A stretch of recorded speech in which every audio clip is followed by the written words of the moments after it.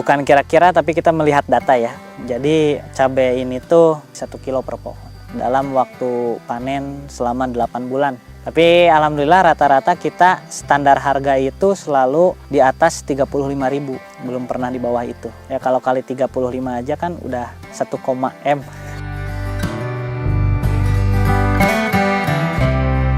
Karena gini, terjatuh ataupun bangkrut menurut saya itu bukan suatu akhir, tapi itu adalah proses bagian dari usaha kita. Yang terpenting kita itu jangan kehilangan kreativitas yang ada pada diri. Jadi kalau dulu saya bingung mau usaha itu nyari modal, kalau sekarang saya itu bingung, banyak menolak yang nawarin modal gitu kan.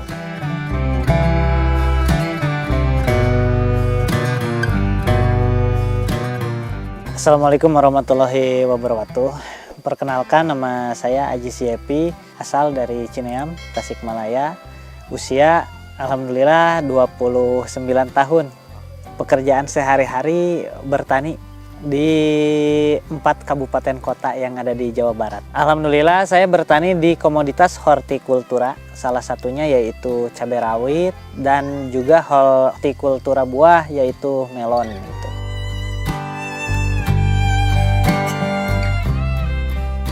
Di Ciamis yang di satu kecamatan Sukadana itu ada 30.000 rawit, kurang lebih 2 hektar. Terus yang di Cineam, yang di Tasik Kota, dan yang di Bogor itu ya sekian lah. Jadi awal mencoba menanam cabai itu berawal dari luas lahan 10 bata atau 140 meter persegi gitu. Yang mana populasinya itu dulu cuman 300 pohon. Modal uang yang saya tabung tuh sisa dari setelah bekerja di Jakarta kan waktu itu masih punya bekal lah, walaupun nggak banyak, tapi alhamdulillah itu sudah bisa menjadi modal awal untuk saya mencoba di pertanian itu. Dulu 300 pohon, setelah itu berhasil ya alhamdulillah mencoba mencari modal. Dulu kan kebetulan masih ada beberapa orang yang mempercayai gitu.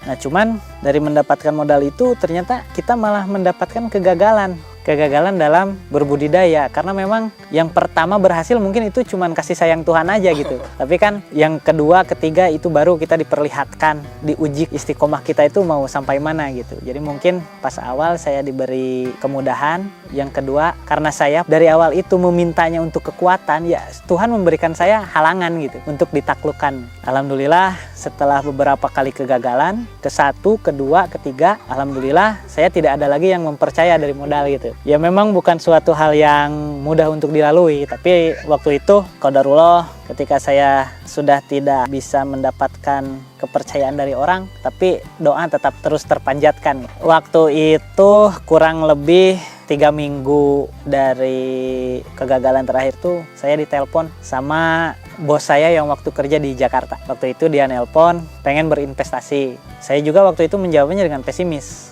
Saya tuh siap untuk bagi hasil, tetapi kan resikonya bukan cuma untung, ada juga resiko kerugian. Ketika rugi itu, saya belum punya kekuatan untuk bisa mengembalikan gitu. Karena kan untung kita bagi untung, rugi kita bagi rugi gitu. Alhamdulillah waktu itu dia bilang, oke lagi nih, kalau untung kita bagi 2, kalau rugi saya tanggung sendiri katanya. Ya mulai dari sana semangat kembali, alhamdulillah kita laksanakan proyek selanjutnya dan berhasil gitu. Dan dari keberhasilan itu mulailah semangatnya tumbuh kembali sampai kita sekarang mencoba mengevaluasi dari sana kan. Kegagalan kita dari mana, dari faktor SDM, dari faktor teknik, dari faktor keilmuan. Nah, dari sana kita mencoba untuk terus menyempurnakan itu. Alhamdulillah terbentuklah suatu panduan dalam berbudidaya, dan juga kesininya saya selalu rutin bersilaturahmi ke senior-senior yang ada di Jawa Barat. Dari sana kan kita jadi bisa berbagi ilmu, berbagi pengalaman, berbagi peluang, segalanya pokoknya gitu. Background keluarga ya petani sih, cuman petaninya petani konvensional gitu. Mungkin dari bertani cuman bisa tertutup kebutuhan sehari-hari lah gitu. Ya kebetulan dari ibu sih ya setengah-setengah, mungkin mendukung iya, tidak mendukung iya. Dari bapak mungkin persentase mendukungnya 3/4. Tapi kalau dari kakek dulu memang kurang mendukung. Karena beliau pikir bertani itu adalah sesuatu hal yang masa depannya itu suram gitu. Karena memang di daerah saya pertanian itu kan tidak ada yang bisa dikatakan secara ekonomi sejahtera lah. Rata-rata pertanian di saya itu memang kalau bahasa Sundanya kuriak tinggal daki gitu kan. Jadi untuk menghancurkan paradigma itu saya berjuang mati-matian gitu. Ya kalau sekarang kan alhamdulillah dari dukungan keluarga, masyarakat yang kerja, lingkungan, pemerintahan semua sudah mendukung kalau sekarang.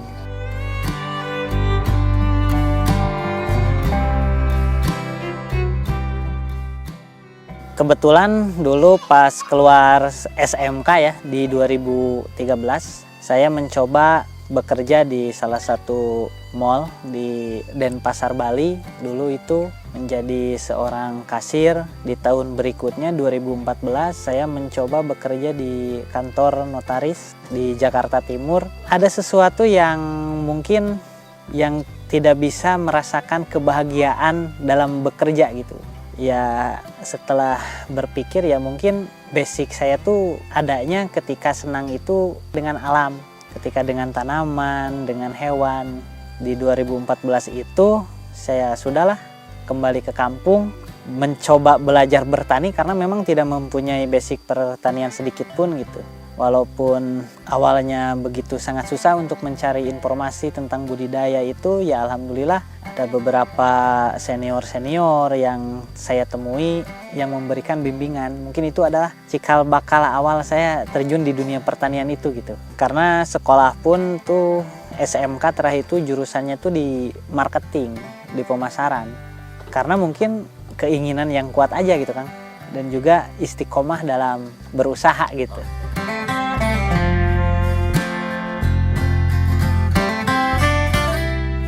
Kenapa memilih cabai rawit? Karena cabai rawit itu masa produktifnya lama dan juga grading barangnya itu gak serumit cabai besar ataupun cabai keriting, dan juga fluktuasi harganya itu kalau diambil titik rata per tahun jatuhnya itu diuntung. Jadi karena waktunya yang lama, mahal murahnya itu dalam satu siklus itu dialamin gitu kan. Jadi jatuhnya minimal di standar. Berbeda dengan cabai-cabai besar yang mungkin masa panennya itu sebentar. Kadang kita kan dari panen sampai habis harganya murah gitu. Kalau di cabai rawit nggak mungkin seperti itu karena masanya yang lama gitu. Jadi mahal murahnya pasti kealamin. Dari panennya doang itu standar kita 8 bulan. Tapi ya target lah minimal sekarang mah harus tembus 1 tahun. Insya Allah kita ikhtiarkan. Budidaya itu diawali dengan pembukaan lahan ya. Bersihin dari gulma, dari sisa-sisa tanaman ya. Terus kita buat bedengan, guludan. Setelah itu kita tabur pupuk dasar, kita tanami, rawat 3 bulan berbuah gitu. Nah, masa panennya dari sana 1 minggu 2 kali selama 8 bulan untuk standarnya. Jadi selama 8 bulan itu ya kita terus panen aja, seminggu 2 kali, nggak putus.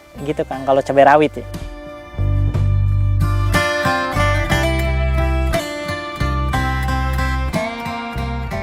Banyak kendala yang sampai hampir menghentikan langkah kita gitu. Ya mulai dari kerugian secara materi, terus kendala ketika kita dapat halangan dari lingkungan, dan juga ditipu lah. Kadang kan kita dari budidaya berhasil, pas kita panen hasil jualannya kita ditipu bandar itu.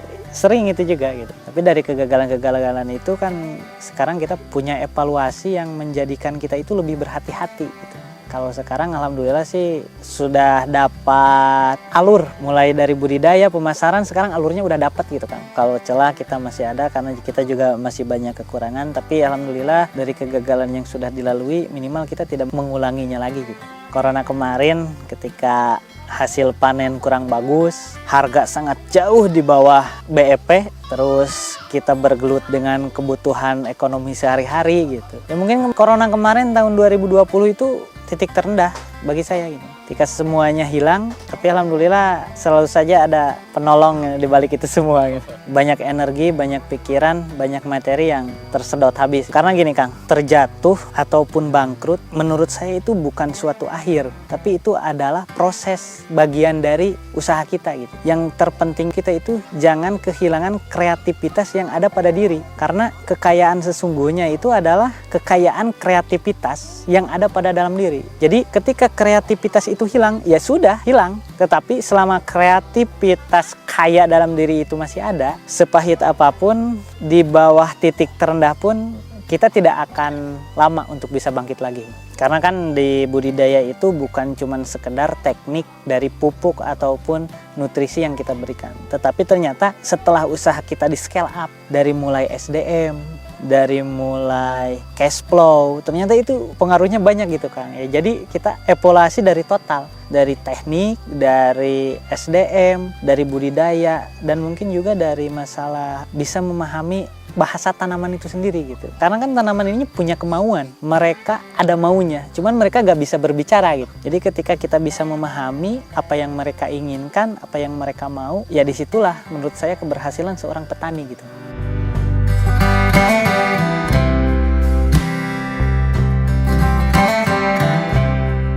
Yang bikin semangat yang pertama karena mungkin kecintaan. Jadi ketika kita masih ada rasa cinta, seberat apapun hambatan itu tidak akan menjadi halangan gitu. Ya kecintaan saya terhadap tanaman, kecintaan saya terhadap lingkungan. Karena bukan cuma sekedar memperhatikan tanaman ya. Cita-cita saya dalam bertani juga adalah untuk menyediakan lapangan kerja bagi lingkungan sekitar. Membantu perekonomian, membantu tenaga kerja seperti ibu-ibu, bapak-bapak yang mungkin mereka sudah tidak produktif kalau bekerja di tempat lain gitu. Jadi itu salah satu syiar perjuangan saya juga, salah satunya di sana. Dan juga untuk membentuk generasi. Karena kita miris Kang, lahan kosong di mana-mana, lahan kosong luas, tetapi kita tidak bisa hidup dari kekayaan lahan tersebut gitu. Ya, makanya sekarang kenapa saya fokus untuk mencetak generasi-generasi muda seperti Akang tahu sendiri, kita punya puluhan kader baru yang usianya 17 tahun, 18 tahun gitu. Nah, jadi rasa berjuang itulah yang selalu membuat saya kuat gitu Kang. Jadi selama rasa perjuangan itu gak hilang, sebesar apapun tantangan ya pasti akan saya lewati. Alhamdulillah ya, dulu memang bukan tanpa modal, mungkin tanpa modal berupa uang gitu. Karena keterbatasan biaya, makanya saya mencoba untuk menawarkan pemikiran, menawarkan konsep. Dan alhamdulillah ternyata walaupun di awal saya dapat beberapa kali penolakan, alhamdulillah ada juga yang bisa mempercayai gitu. Jadi mungkin kalau dari modal uang sih memang ya bisa dibilang tanpa modal uang gitu. Tapi alhamdulillah menggunakan modal kepercayaan gitulah kurang lebihnya. Nah itu soft skill, betul. Ya soft skill ini kan dari kemampuan kita dalam memperlihatkan, menunjukkan, dan juga menjaga kepercayaan gitu. Mungkin itu adalah salah satu soft skill yang saya yakini itu adalah modal utama bagi saya dalam berusaha bertani ini gitu. Dulu itu dari 10 bata itu modalnya itu cuma 2 juta waktu itu dulu, karena segalanya itu dikerjakan sendiri, tidak ada bantuan dari orang lain gitu. Karena kita baru memulai di lingkungan kan bukan lingkungan pertanian, jadi bukannya dukungan yang kita dapatkan, tapi cemooh, kritikan, dan juga pesimisme orang gitu. Makanya kita bergerak sendiri. Alhamdulillah kalau sekarang banyak yang bergerak gitu. Jadi kalau sekarang ada gelombang pergerakan yang bisa saya gerakan gitu.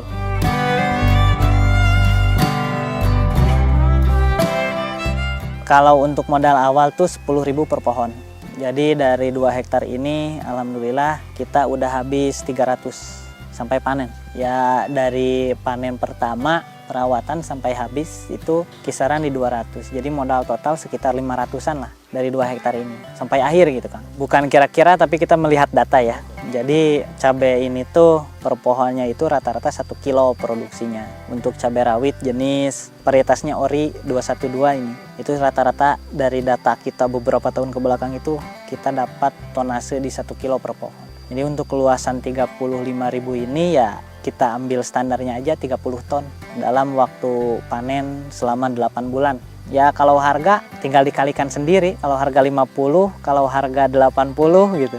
Tapi alhamdulillah rata-rata kita standar harga itu selalu di atas 35.000, belum pernah di bawah itu. Ya kalau kali 35 aja kan udah 1, M.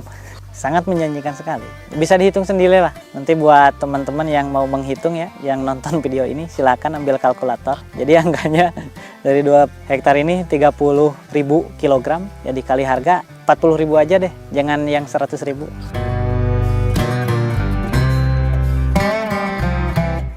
Ya kalau pemasaran untuk rawit kan kita masih konvensional ya Kang, untuk menyasar pasar-pasar besar. Gak sulit sih, kalau sekarang kan kita udah tahu jalur pasar-pasar induk yang di sekitar Jawa Barat, di ibu kota juga. Ya kita tinggal kontak-kontakan aja gitu. Informasi hari ini kan kita sudah tiap hari itu terupgrade informasi harga seluruh pasar di Indonesia itu kan kita ada gitu lewat grup WA gitu. Jadi kita mudah untuk memantau. Bahkan sekarang kan untuk menjual ke luar negara juga ada yang memfasilitasi. Udah banyak lah Kang. Udah sangat mudah untuk berbisnis pertanian di hari ini itu sebenarnya gitu. Tinggal gimana kita melihat peluangnya aja. Tapi untuk pemula ya minimal kalian perlihatkan dulu lah keseriusan, keistiqomahan kalian dalam berbudidaya. Setelah budidaya kalian bagus, jangan malu. Perlihatkan, posting di media sosial kalian, pelajari konsep bisnisnya seperti apa, tawarkan. Karena saya juga dulu menawarkan Kang. Jadi kan kita juga punya target, oh kemungkinan yang bakal punya modal tuh si A, si B, si C. Kita silaturahmi, menawarkan konsep, ditolak. Datang ke si B, ditolak. Datang ke si C, ditolak. Ya gak apa-apa, itu suatu proses. Karena ketika kita berikhtiar, kita mencarinya ke timur, mungkin nanti jawabannya dari barat. Dan alhamdulillah dulu juga seperti itu. Jadi ketika menawarkan ke si A, B, C, D, E, F, G ditolak, ya alhamdulillah yang datang malah si I gitu. Nah, jadi seperti itulah jadi konsep itu. Jadi intinya selalu berikhtiar, jangan pernah berputus asa ya. Jadi kalau dulu saya bingung mau usaha itu nyari modal, kalau sekarang saya itu bingung, banyak menolak yang nawarin modal gitu kan. Ya bukan masalah untuk milih-memilih kan, tapi bingung untuk mengambil semua modal itu karena kita terbatasnya di SDM gitu kan. Ya itulah kebingungan hari ini tuh beda. Ya sama-sama bingung juga sih dengan dulu, tapi mungkin beda bingungnya aja gitu.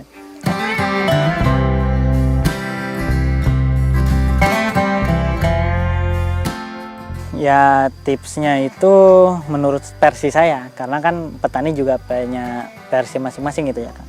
Kita itu harus mengamatinya itu setiap hari, dari daun, dari pohon, dari akar. Jadi ketika kita mengamati, ketika ada kendala pasti kita langsung tahu. Dan ketika kita menemukan kendala, coba diskusikan.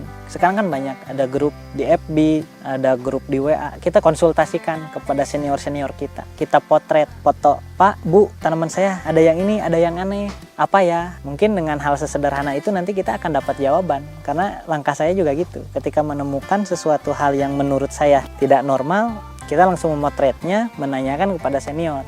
Jadi nanti kita tahu apakah ini dari nutrisi, dari kekurangan, kelebihan, apakah ini dari hama, nanti kita tahu. Dan nanti kita juga minta solusi. Terlebih kan sekarang ini dari sponsor, teman-teman dari pupuk, dari benih, dari petugas obat-obatan itu kan banyak. Jadi kita harus bisa terus berkomunikasi dengan teman-teman itu, insya Allah lah. Nanti kita tahu segalanya gitu. Ya intinya kita harus selalu berbagi masalah dengan orang yang mampu memecahkan masalah tersebut itu. Yang menurut saya paling saya banggakan pencapaiannya itu ya adalah hari ini saya punya kader-kader pertanian yang masih berusia muda dan bermental baja. Itulah, itu saja. Kalau pencapaian yang lain saya kurang pede menceritakannya. Yang saya pede menceritakannya itu teman-teman, adik, saudara, tetangga, sahabat yang saya bentuk hari ini, dan mereka akan menjadi petani-petani yang bermental baja di esok hari. Itu menurut saya pencapaian saya yang paling sangat berharga.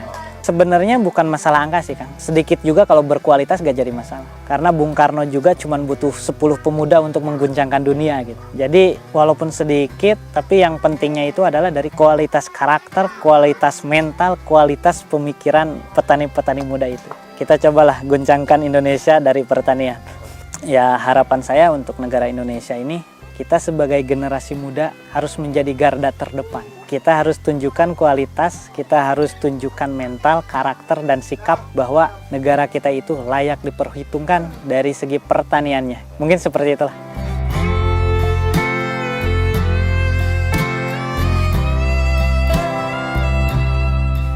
Saya Aji Siepi, usia 29 tahun. Semoga yang menonton video ini bisa mendapatkan semangat yang ingin saya tunjukkan untuk teman-teman semua. Majukan pertanian kita, insya Allah sejahtera dan berjaya negeri kita. Amin. Ya Rabbal Alamin. Wassalamualaikum warahmatullahi wabarakatuh.